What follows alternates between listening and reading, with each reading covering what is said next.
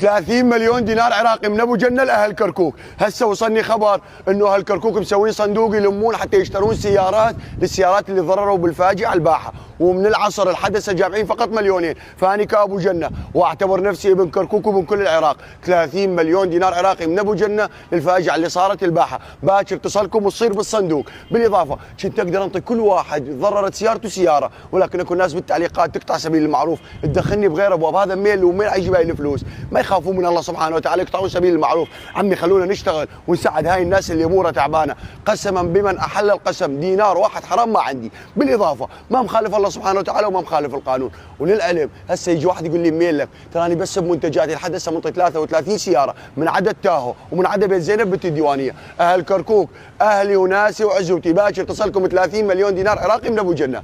واعيد واكرر تحياتي لكل اهل كركوك، وانا اعتبر نفسي ابن كركوك وبخيل ما يصلي على محمد وال محمد. الله يرحمه.